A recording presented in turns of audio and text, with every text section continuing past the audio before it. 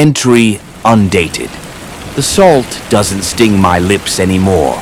It's crusted there, a permanent rime like the barnacles on the splintered timber I cling to.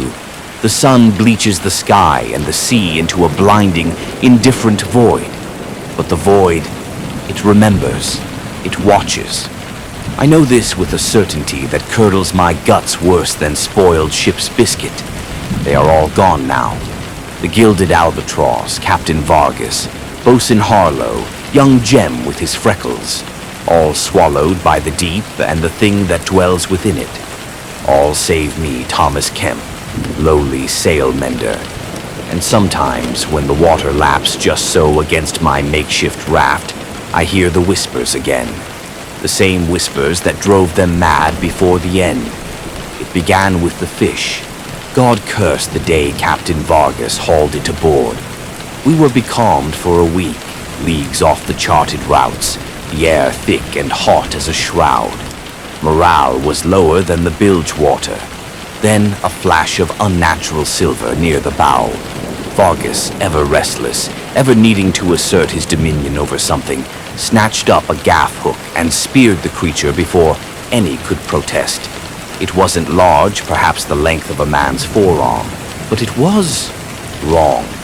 Its scales weren't like mother of pearl, but like shards of dark, greasy metal that seemed to drink the light. Its eyes, too many eyes, clustered unevenly on a head that bulged obscenely, were globes of milky pus yellow, lidless and unblinking. Fins sprouted where they shouldn't, asymmetrical and ragged like torn parchment. Its mouth was a lipless slash filled with needle teeth that curved inward, an abomination, a blasphemy against the sea itself. Vargas held it aloft, a trophy wrested from the stillness. "See, lads," he bellowed, his voice strained against the oppressive quiet. "The sea provides, even her freaks." He laughed, a harsh barking sound. Then, with a dismissive flick of his wrist, he tossed the wretched thing back over the side. It sank quickly, leaving only a faint, iridescent slick on the water's surface that seemed to linger far longer than oil should. That slick. I remember the smell. Not the usual fishy brine, but something else.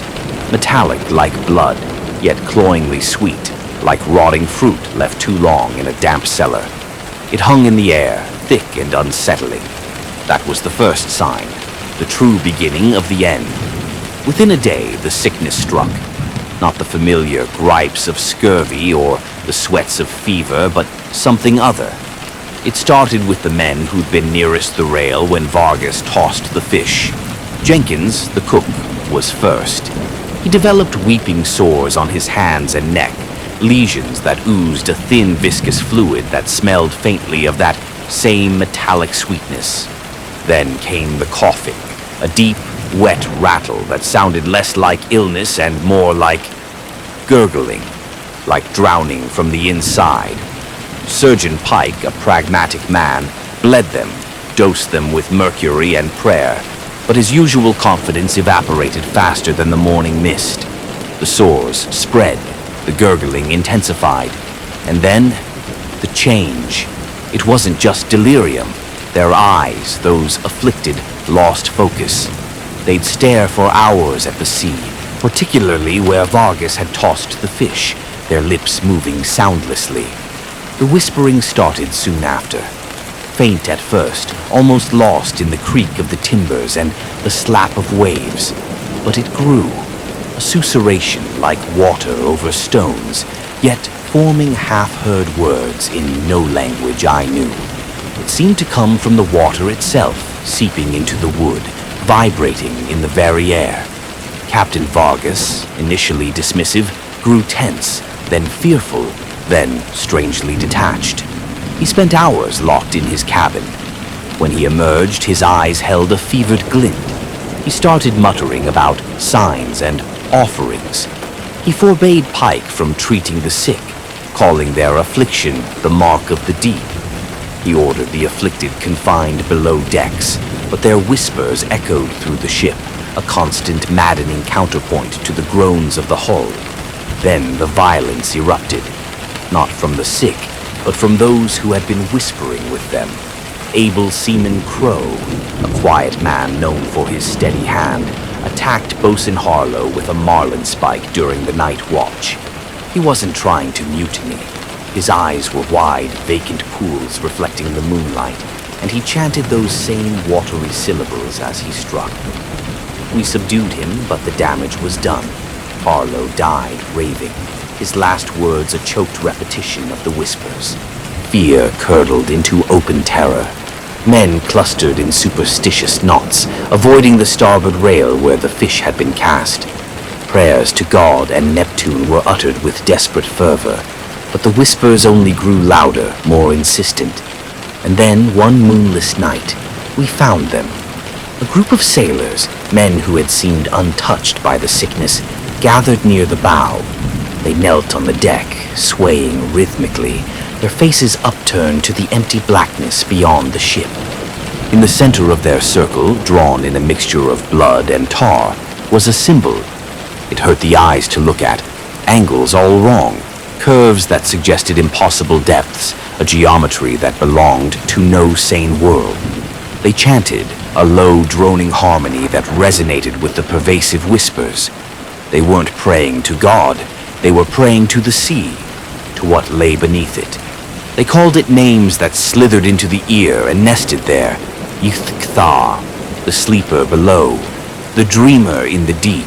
Captain Vargas watched from the quarterdeck, not with horror, but with a terrifying reverence. His face was gaunt, etched with sleeplessness and fanaticism. "They see," he rasped, his voice unnaturally loud in the chanting silence. "They see the truth. We defiled its herald. We must appease it." "Appease it how, Captain?" I dared to ask, my voice trembling. His eyes, when they met mine, held no sanity, only a reflection of the crushing abyss. "With life, Kemp. With blood. With the ship itself, if need be. The sleeper stirs. It demands acknowledgement." Madness gripped the gilded albatross. The whispering cult grew openly now.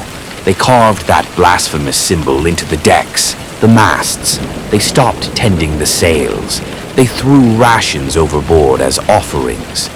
Those who resisted, like the stalwart quartermaster, were dragged screaming to the rail and forced over the side by the chanting mob. Their screams were cut short, replaced by a terrible sucking silence from the depths. Surgeon Pike locked himself in the surgery. We found him days later, his instruments embedded in his own chest, his eyes wide with a terror I cannot describe, that same cursed symbol carved into his forehead. I hid, like a rat in the bilges, amidst the stench of stagnant water and fear. I witnessed horrors through cracks in the deck, men dancing frenzied jigs under the indifferent stars, limbs jerking as if pulled by unseen strings. Others huddled together, licking the salt-crusted timbers, moaning about the beautiful music from below. Vargas led them now, a prophet of the deep, his voice a cracked conduit for the whispers that had become a roar inside every head. The sea changed. The unnatural calm vanished, replaced by swells that rose too fast, too steep, from directions that made no sense. The water itself seemed thicker, darker, like clotting blood. Strange lights pulsed far below, sickly green and purple, illuminating vast, impossible shapes that drifted just out of sight, shapes that defied the lines of whale or kraken, suggesting limbs that bent too many times or cavernous maws that spanned fathoms. Then came the night the sleeper below truly awoke. The chanting reached a fever pitch, a cacophony of human voices twisted into something alien, harmonizing with the groaning of the hull and the rising howl of a wind that smelled of open graves. The sea boiled, not with foam, but with a churning, inky blackness that frothed like tar.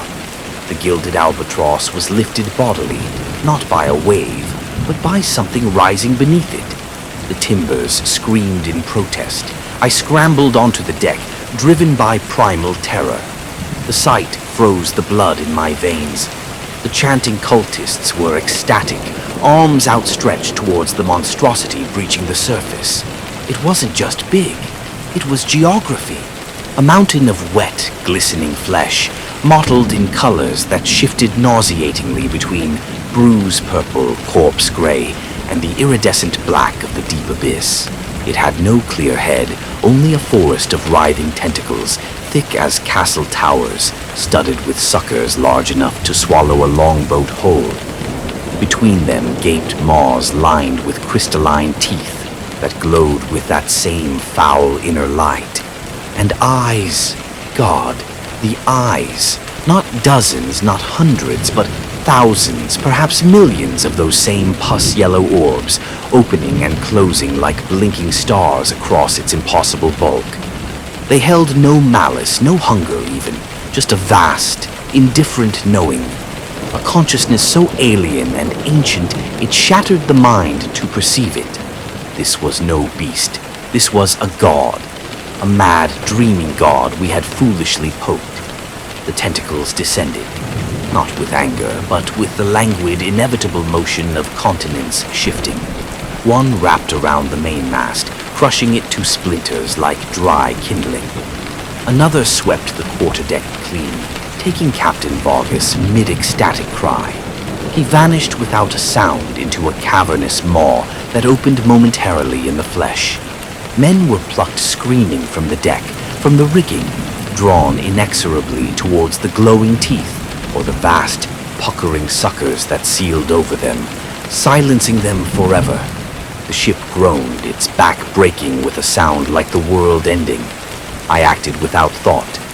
Driven by pure animal terror, I scrambled over the tilting rail as a colossal tentacle slammed down where I'd stood. I hit the churning, ink-black water. It wasn't cold. It was viscous, clinging, alive with that metallic sweet stench.